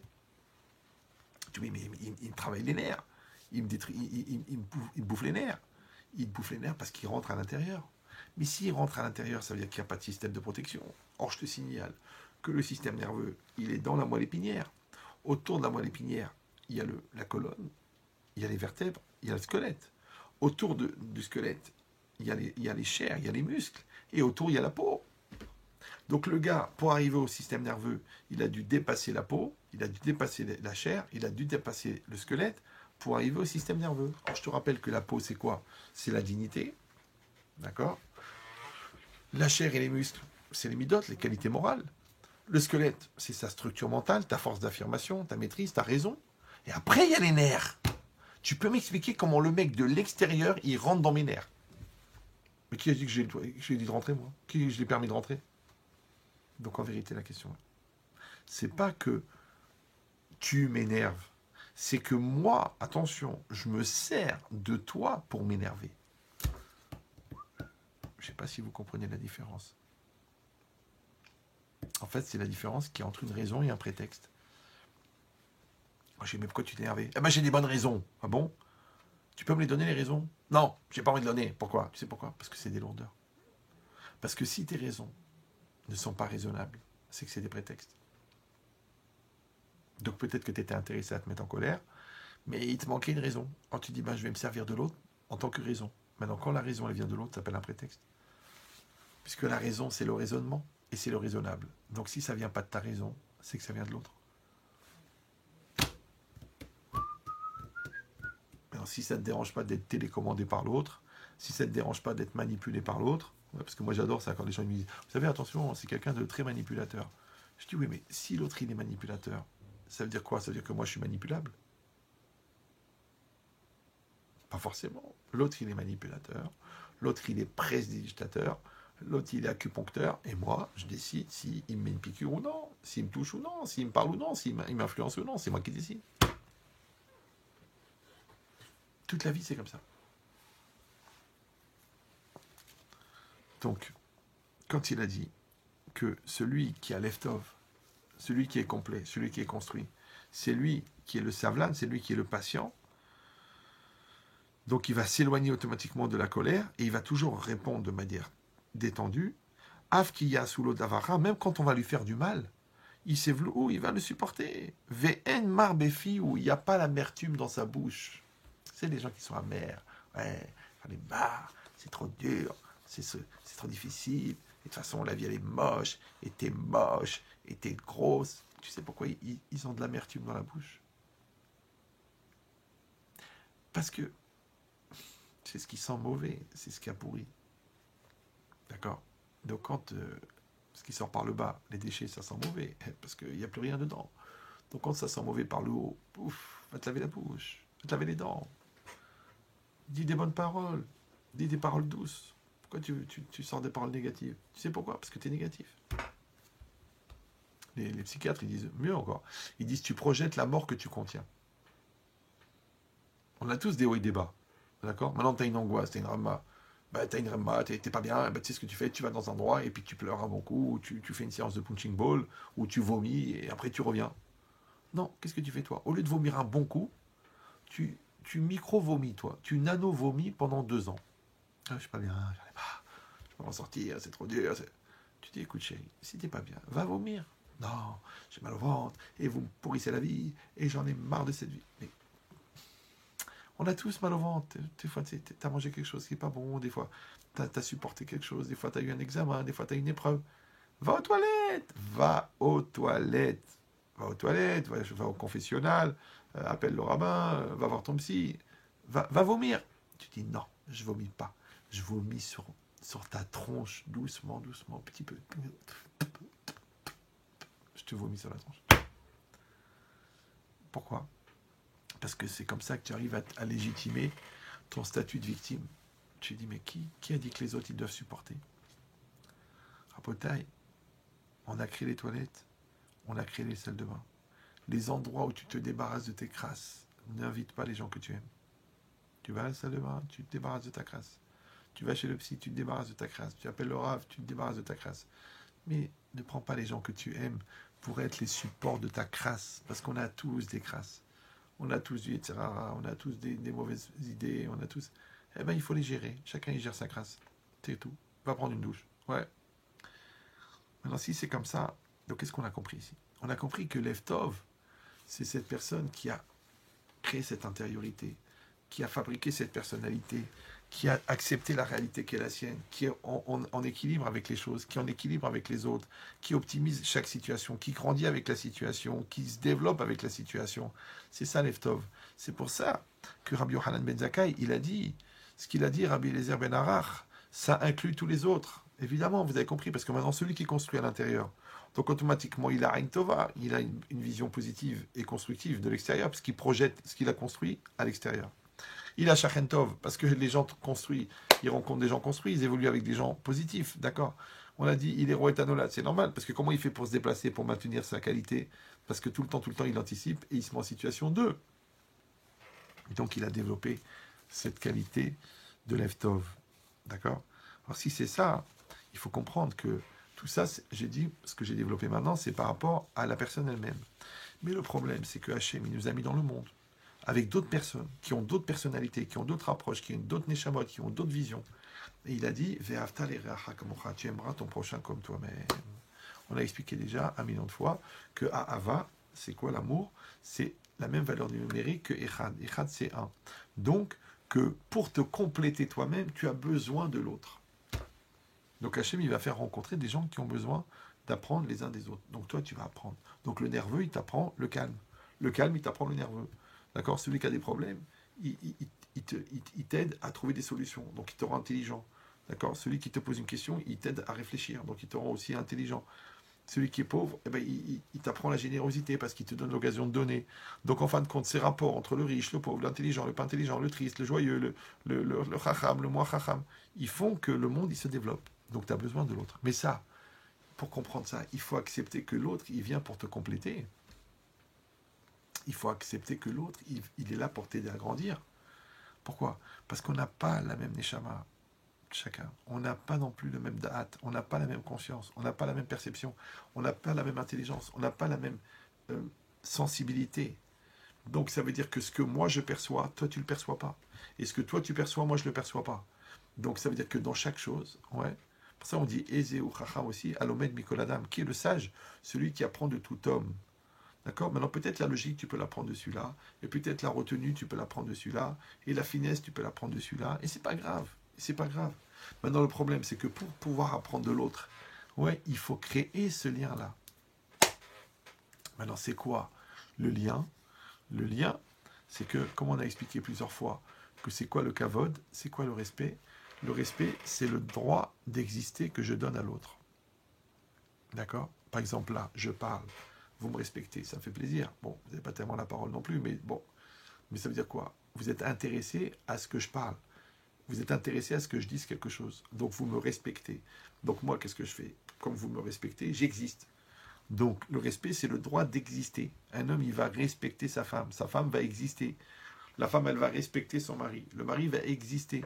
Maintenant, quand un, il respecte l'autre et l'autre, il respecte l'autre, eh ben, ils vont pouvoir coexister. Puisque le respect génère l'existence. Donc moi, je vais exister pour toi, toi, tu vas exister pour moi. Nous deux, on va exister pour notre couple. Notre couple, il va exister pour nous. Après, nous, notre couple, il va exister pour nos enfants. Donc en existant, on fait exister l'autre. On aide l'autre à exister, on coexiste. Quand on coexiste pour nos enfants. Donc on a le shalom. Donc l'enfant, il voit l'équilibre. Donc il voit le bien. Donc c'est ça le kavod. Le kavod, c'est le droit d'exister. Or, exister, c'est quoi? C'est extérieur. Ister, être, c'est être à l'extérieur. Donc c'est pour ça qu'on doit étudier à plusieurs. Parce que moi, j'ai besoin de toi et toi, tu as besoin de moi. Ouais, moi, je dis, ah, j'ai trouvé la réponse. Mais j'ai trouvé la réponse, tu sais pourquoi? Parce que l'autre, il a trouvé la question. Donc la question de l'autre, il m'a amené la réponse. D'accord? Et moi, j'ai compris la question grâce à la réponse de l'autre. Donc j'ai compris la réponse grâce à la question. Donc les deux, ils vont ensemble. Donc ça s'appelle la coexistence. Donc c'est exactement pareil. Maintenant, il y a des choses que tu n'apprendras que par ta femme. Et toi, il y a des choses que tu n'apprendras que par ton mari.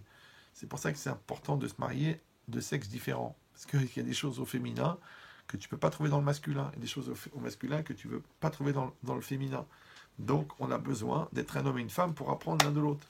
Et c'est pareil, tu vas respecter tes parents parce que tes parents, ils vont t'enseigner des choses que tu ne peux pas te trouver tout seul. Maintenant, de la même manière que toi, ils vont t'aider à grandir. Donc, quand tu leur fais le kavod, ils vont exister pour toi. Donc, ils vont t'envoyer des informations et des attitudes que tu auras besoin toute ta vie. De la même manière, toi, ouais, eh ben, ils vont apprendre de toi. Parce que l'enfant, il oblige le parent à être parent. Donc, il oblige l'homme à être adulte. Donc, ça veut dire qu'en fait, l'enfant, il va faire exister l'adulte qui est en toi. Et l'adulte, il va faire exister l'adulte qui est dans l'enfant. Encore une fois, ça s'appelle du rapport de coexistence. Mais ce rapport de coexistence ne peut fonctionner que si chacun y donne à l'autre le droit d'exister. Or, comment on appelle le droit d'exister? Le kavod. Vous me suivez ou non? Alors, rappelez-vous la Gemara. La Gemara dans Yevamot qui parlait des élèves de Rabbi Akiba. Ouais. Qu'est-ce qu'elle a dit? Lo na'agu kavod zelazé. Qu'ils n'ont pas été respectueux l'un envers l'autre. Mais évidemment qu'on ne parlait pas qu'ils s'insultaient ou qu'ils se frappaient ou qu'ils se massacraient, pas du tout. C'était des niveaux de pureté et de civilisation extraordinaires. Mais seulement, ils n'avaient pas compris que chacun, il avait besoin d'apprendre de l'autre. Pourquoi? Parce qu'il dit le Yarbetz, que chaque personne, elle a une neshama. Ouais. Et chaque neshama, elle a ce qu'on appelle une netiat neshama, une tendance de l'âme. Tu vois, il y a des gens, par exemple, qui vont dire « Ah, j'adore les cours de Menchetrit ». Et d'autres qui vont dire « Ah, j'aime pas du tout son style ». L'autre, il va dire « Ah, j'adore plutôt ce genre-là et ce genre-là ». Pourquoi en vérité? Pourquoi? Parce qu'ils ont une neshama qui est adaptée avec ce langage. Et une autre neshama qui est adaptée. C'est très, très difficile d'avoir un langage adapté à toutes les personnalités. D'ailleurs, c'est pour ça que le cours, il est pluriel, si vous avez remarqué. Dans le cours, il y a le message, il est en Torah. Et puis le message, il est aussi en psychologie, et le message, il est aussi en philosophie, et le message, il est aussi en blague. Maintenant, il y a des gens qui ont capté le message en blague. C'est pas grave. L'autre, il a capté en philosophie. L'autre, il a capté en sciences du comportement. Et l'autre, il a capté en Torah. Moi, ça ne me dérange pas, moi. Moi, du moment que tout le monde comprend. C'est ça qui m'intéresse. Donc, ça veut dire quoi? Ça veut dire que la logique, ouais, que chaque élève, il a une neshama différente. Mais il doit recevoir de Rabbi Akiba. Mais le problème, c'est qu'il y a un seul Rabbi Akiba. Et là, il y a 24 000 élèves.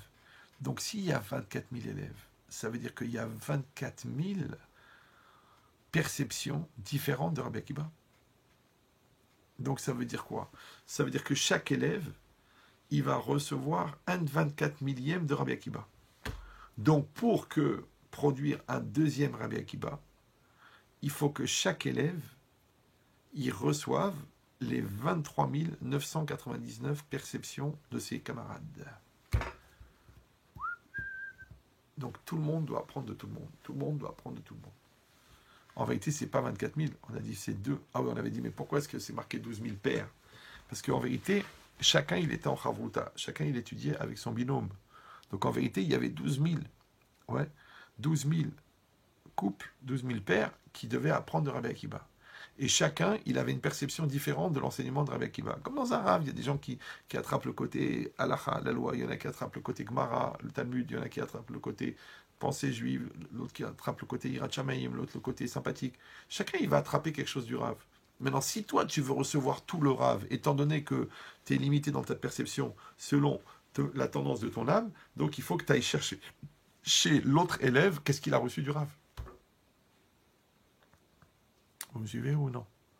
C'est exactement pareil qu'un diamant. Ouais. Si vous prenez un diamant, d'accord. Un diamant, vous savez, il a plusieurs facettes. C'est pour ça qu'il brille. Parce que qu'est-ce qui se passe? La lumière, elle envoie des rayons. Les rayons, ils vont briller sur la facette du diamant. Donc, ils vont revenir comme ça. Plus il y a de facettes, plus il y a de rebonds. Donc, c'est brillant.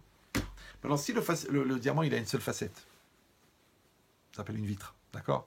Donc, automatiquement, il n'y a pas tellement de reflets. Mais si le diamant, il a beaucoup de facettes, plus il y a de facettes, plus il y a de reflets. Maintenant, venez, on va réfléchir.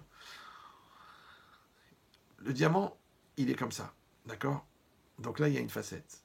La facette, qu'est-ce qu'elle envoie? Elle reçoit la lumière. Elle renvoie la lumière. Maintenant, si je mets un miroir qui est exactement parallèle à cette facette, elle va recevoir la lumière qui part de la facette. Ok.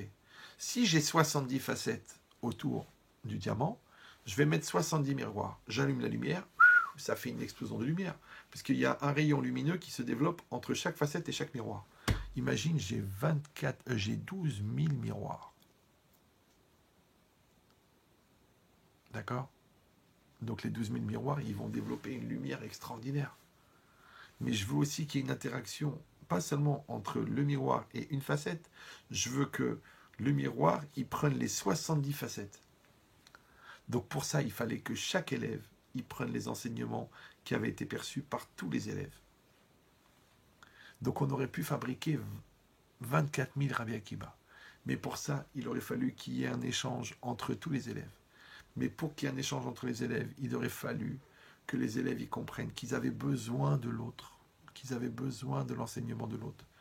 Mais comme chacun disait, écoute, je suis intelligent, j'ai compris, ça va, j'ai pas besoin de l'autre, j'ai pas besoin de son enseignement. Ouais. Comme dans la vie, comme dans la Torah, quelqu'un il apprend. Tu apprends bien la Gemara. Quand la Kavod, c'est bien, bravo pour toi, tu es bon dans le Talmud. Mais à part ça, il faut faire aussi du Chumash. Ah oui, ouais, c'est aussi, il faut faire du Chumash. Et aussi, il faut faire de la Kabbalah. Ah oui, il faut faire. Et puis, il faut aussi faire de la Chassidoute. Oui, bien sûr. Et puis, il faut aussi faire de l'Halacha, de la loi. Ah, il y a des gens qui disent, non, l'Halacha, c'est bien. La chassidoute, c'est des bêtises. Il y a des gens qui disent, la chassidoute, c'est beau, c'est magnifique, mais la Gemara, c'est froid, c'est sec, ça n'a aucun intérêt. Mais tu n'as pas besoin de tout, Baba. Ça s'appelle Torah Tachem Temima. La Torah, elle est complète. D'accord? Donc, c'est comme si tu enlèves des facettes du diamant. À quoi il ressemble? Donc, la Torah, elle est complète. Et toi, tu dois devenir complet. Donc, il faut que tu sois complet dans les domaines de la Torah. Alors, évidemment, tu peux être plus fort dans un domaine que dans l'autre, mais tu les connais tous, tu les acceptes tous. Parce qu'il y a des questions qui n'auront la réponse que dans la Gemara. Il y a des questions qui n'auront la réponse que dans la Chassidoute. Donc quand toi tu dis, écoute, franchement, je comprends pas, je sais pas où est-ce qu'il va en venir, c'est normal, papa, parce que tu n'as pas appris cette logique-là, tu n'as pas appris ce langage-là. Il y a un langage, il y a une logique de la Chassidoute, comme il y a un langage de la Gemara. Et même si tu veux comprendre la Chassidoute, tu crois que le Rav qui a écrit la Chassidoute, il n'a pas étudié la Gemara avant. Donc si tu ne comprends pas la Gemara, tu ne peux pas comprendre la Chassidoute. Maintenant, d'un autre côté, pour comprendre la Chassidoute, souvent c'est des sujets de Kabbalah qui ont été vulgarisés, donc il faut avoir des notions de Kabbalah. Après, quand tu étudies la Kabbalah, tu te rends compte qu'en fin de compte, même les textes de la Gemara, il y a une certaine logique à l'intérieur qui fait partie des principes de la Kabbalah. Donc tu vois, Kabbalah, Gemara, Talmud, Chumash, Halacha, les choses, elles s'entrecroisent. Parce que la Torah, elle est vivante, la Torah, elle est en fusion. Maintenant, le problème, c'est que les élèves de Rabbi Akiba, ils n'ont pas créé cette union, cette harmonie entre eux pour apprendre les uns des autres. Lona Kavod Zelazé. Pourquoi? Parce qu'on a dit à Inketsar, ils avaient des petits yeux. Ça veut dire qu'ils pensaient que ce qu'ils ont appris, eux, ça suffit. Ils n'ont pas besoin des autres. Ouais, comme certains, ils te disent non, moi je suis pas dans cette école de pensée, moi je suis pas dans cette chita, là, moi je suis pas avec ça. Il faut aimer tous les Bnei Israël. Il faut aimer toutes les chassidoutes, il faut aimer toutes les tendances, et les Sfaradim, les Ashkenazim, et les Yeshivot, et les chassidim, chacun, pourquoi? Et si quelqu'un va dire, oui, mais c'est pas ma chita, c'est pas ma façon de voir. Alors moi, toujours, je réponds la même chose. Je fais, tu sais, le bon Dieu, il les supporte. Alors tu peux faire un effort quand même. Le bon Dieu les accepte. Alors toi, tu peux les accepter. Et il y a des tzadikim dans tous les groupes. Il y a des tzadikim. Donc maintenant, qu'est-ce que tu dois faire, toi? Eh bien, si toi, tu ne vas pas aller chercher la Torah de l'autre, ta Torah ne va pas être complète. Puisque dans la Torah de la génération, tous les gens qui ont participé à la Torah, ils ont créé la Torah orale. La Torah écrite, elle est marquée, elle est dans le Chumash, elle est posée. Mais la Torah orale, Baba, elle évolue avec chaque génération. Donc si toi, tu n'apprends pas de l'autre, donc il va te manquer. Donc ce complet, ouais, pour être complet, on a dit, ça vient de l'autre. Donc ici, c'est exactement pareil. Pourquoi? Parce que qu'est-ce qui est marqué ici? C'est marqué que les élèves de Rabbi Akiba, ils sont morts. Quand ça, entre Pessah et Shavuot. Combien de jours il y a? On a dit 49. Ok. Maintenant, est-ce que vous savez de quoi ils sont morts? Oui, ils sont morts de Ascara. Ascara, c'est quoi? C'est la diphtérie. La diphtérie, c'est que les parois de la gorge, elles se gonflent et la personne ne peut plus respirer. Ouais. Qui c'est qui est mort comme ça? Le maître de David Ameller. Et la Gemara a dit, pourquoi est-ce qu'il est mort comme ça? Parce qu'il refusait d'enseigner la Torah. Ouais, il connaissait les réponses, il ne les donnait pas. Il dit, allez, vous êtes des nuls, je ne vous enseigne pas. Il dit, puisque tu n'as pas laissé sortir la Torah de ta bouche, ta gorge s'est terminée, t'es mort étouffé. Les élèves de Rabbi Akiva, ils n'ont pas laissé sortir la Torah de leur bouche, parce que chacun, il avait une Torah qu'il avait perçue de Rabbi Akiva, il devait l'échanger avec l'autre, il n'a pas voulu. Ils sont morts comme ça. D'accord? Donc même leur mort, c'est un enseignement. Maintenant, combien de temps elle a duré cette épidémie? Elle s'est arrêtée le 33e jour, à l'Akba Omer. Ouais. L'Ag, c'est Lamed Gimel, c'est 33. Donc si elle s'est arrêtée le 33, donc elle a duré combien? 32. 32, c'est quoi? Lève. Ouais. Lève, c'est le cœur. Combien il manquait de jours pour arriver jusqu'à Shavuot? 40. Il manquait, pour arriver à 49, il manquait 17. Et 17, c'est quoi? Tov. Donc ils avaient le lève, ouais, mais il manquait le Tov. Tov, ça veut dire qu'ils étaient complets en eux-mêmes, mais ils n'étaient pas complets avec l'autre.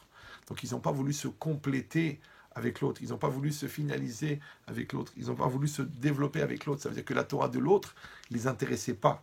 Et le Rav Yerucham Halevi, il dit que quand tu peux voir la grandeur d'un homme dans l'étude de la Torah, il dit Eno no sebeol im chavero velo lomed le yaker et hasheni. Il n'est pas intéressé à faire grandir l'autre. Mais si toi tu aimes vraiment la Torah, donc tu dois être content quand quelqu'un il est racham, et même s'il est plus racham que toi, et quand quelqu'un il connaît des domaines que toi tu ne connais pas, et quand quelqu'un il finit des gmarot, tu dois être heureux. Pourquoi? Parce que tu n'es pas heureux pour toi, tu es heureux pour la Torah, tu es content, ça te fait plaisir. C'est comme dans le couple. Ouais. Quel intérêt d'avoir raison? Les gens disent je vais avoir raison, c'est moi qui ai raison. Tu vas voir le rav, il va dire comme moi. Qu'est-ce qu'on a à faire? Voilà, t'es divorcé, et t'avais raison. T'as gagné quelque chose? Non. C'est que moi, je sacrifie mon moi pour la Torah, toi tu sacrifies ton moi pour la Torah. Moi, je sacrifie mon moi pour le couple, toi, tu sacrifies ton moi pour le couple. Alors, à ce moment-là, on crée le nous. Ben, c'est exactement pareil ce qui s'est passé. Qu'en fin de compte, les élèves de Rabbi Akiva, ouais, on a dit, eux, ils sont morts pendant cette période. Et ça a duré exactement le nombre de lèves, qui est 32. Et ça s'est terminé quand? À l'Akba Omer. Et c'est quoi l'Akba Omer? C'est le 18 Iyar. Et 18, c'est Chai, c'est la vie. Ouais. Et Yar, c'est quoi? C'est Aleph Yud Yud Resh. Donc c'est quoi? C'est la même valeur numérique que Erer. Erer, c'est longueur. Donc Erer Chai, ça fait Arichut Yamim. D'accord? Ça veut dire une longue vie. À partir de l'Akba Omer, ils ont une longue vie. C'est pour ça qu'on arrête les lois du deuil le 33e ou le 34e jour selon les Minagim. Donc ici, qu'est-ce qu'on voit? On voit que les élèves de Rabbi Akiba, ils ont développer des niveaux extraordinaires. Et encore une fois, on n'est pas là pour faire du lachon hara sur eux. Mais nous, on doit tirer un enseignement, que nous aussi, on doit faire attention, de faire le kavod de l'autre, d'apprendre de l'autre, d'apprendre la Torah de l'autre, de ne pas dénigrer la compréhension de l'autre. Ouais. Et des fois, tu vas apprendre de quelqu'un qui est plus grand que toi, et c'est bien. Et des fois, tu vas apprendre de quelqu'un qui est plus petit que toi. Oui, et c'est bien aussi. Parce que peut-être que toi, tu es plus racham, et lui, il est plus tzaddik, parce qu'il a fait moins d'avérotes que toi. Et bien, tu peux apprendre de lui. Mais ça, pour ça, il faut se mettre en situation d'élève. Ah, mais pour se mettre en situation d'élève, il faut baisser la tête, il faut être prêt à apprendre. Tu es prêt à te remettre en cause? À 20 ans, à 30 ans, à 40 ans, à 50 ans, à 60 ans, tu es prêt? Ou tu dis non, moi je connais, moi je suis intelligent, moi je n'ai pas besoin, moi je ne vais pas apprendre de lui, je ne vais pas apprendre de l'autre. Eh ben, qu'est-ce que tu fais en fin de compte? Tu vas perpétuer ouais, la destruction, tu vas perpétuer le fait que les choses ne s'arrangent pas. C'est pour ça que Rabbi Akiba, le même Rabbi Akiba, qui a formé à nouveau les 5 élèves et qu'à partir d'eux, qu'est-ce qu'on enseigne dans le GAN depuis qu'on est petit? Amar Rabbi Akiba, Zeklal Gadol Batora, Ve'afta l'Ireacha Kamocha. Ouais, tu aimeras ton prochain comme toi-même. Ça ne veut pas dire que toute la Torah, c'est aimer son prochain et que tout le reste, toutes les halachot et Yom Kippour et les tefillin et le Shabbat, c'est pas important. Ouais, comme ils veulent dire les réformistes et tout, les humanistes, que ce qui compte, c'est d'aimer ton prochain. Non, mais là, c'est une base. C'est-à-dire que quand toi, comme Hillel, quand il voulait se convertir, il lui a dit, enseigne-moi la Torah le temps que je me tienne sur une jambe. Il lui a dit, aime ton prochain comme toi-même. Ce que tu n'aimes pas, ne le fais pas à ton prochain. Il a dit le reste, va apprendre maintenant, va apprendre le reste. Ça veut dire quoi? Ça veut dire que, on a dit qu'Ahava, amour, c'est faire un. D'accord? C'est même que Echad. Donc quand c'est marqué Ve'afta, ouais, ça veut dire tu feras un avec l'autre. Donc quand tu vas faire un avec l'autre, tu vas par exemple être solidaire de son problème. Ça s'appelle aimer son prochain. Mais tu vas faire un avec l'autre, que tu vas aussi essayer de comprendre son idée. Tu vas d'être sur la même longueur d'onde que l'autre, d'avoir la même pensée que l'autre. Et toi, tu veux faire un avec la tête du rave, et toi, tu veux faire un avec la tête de ta femme, et tu veux faire un avec la tête de tes enfants. Tu veux comprendre l'autre. Tu vas avoir l'esprit mélangé avec l'autre. Tu vas fonctionner avec l'autre. Tu vas être solidaire de l'autre. Tu vas être en communion avec l'autre. Tout ça, ça s'appelle aimer l'autre. Maintenant, quand toi, tu vas faire un avec l'autre, eh ben aussi, tu vas apprendre à faire un avec Hachem. Donc, tu vas faire un avec la Torah, qui est la volonté d'Hachem. Donc, tu vas faire un avec Hachem à travers sa volonté. Et ça, c'est ce qui va t'amener au monde futur. Donc, on voit qu'en fin de compte, il y a 49 jours entre Pessah et Shavuot. Il y a 48 qualités dans le Pirkei Avot qui sont développées pour pouvoir acquérir la Torah. Et bien, regardez ces qualités-là. Prenez le Pirkei Avot, même en français. C'est une Mishnah dans le dernier Pérec, dans le 6e Pérec. Là-bas, le 6e chapitre, vous allez voir 48 qualités qui sont nécessaires pour acquérir la Torah. Et vous allez voir comment est-ce que chaque Mida, en fin de compte, c'est elle qui te permet de recevoir les outils pour recevoir la Torah. Et c'est normal, donc, c'est pour ça qu'on lit le Pirkei Avot entre Pessah et Shavuot.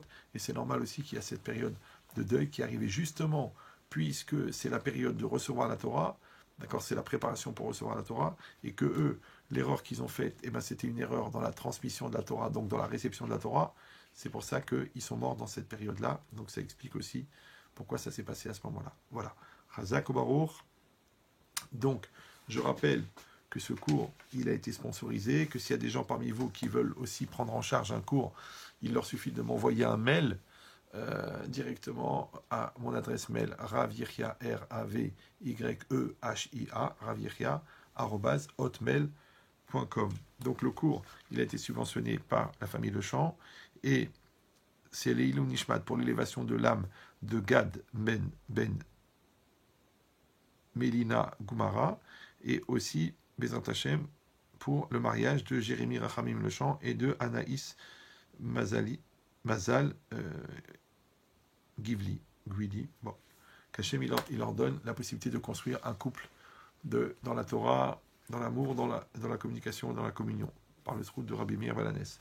Maintenant, comme j'ai l'habitude, maintenant, je vais citer des noms en plus. Ah oui, donc le cours aussi, il est dédié Leilou Nishmat pour l'élévation de l'âme de mon père, Avraham Shimon Ben Simcha, qu'Hachem élève sa neshama, puisque demain, ce soir et demain, c'est l'Askara, c'est l'anniversaire de son décès. Pour la 12e année. Voilà. Maintenant, je vais rajouter, si vous voulez bien, un certain nombre de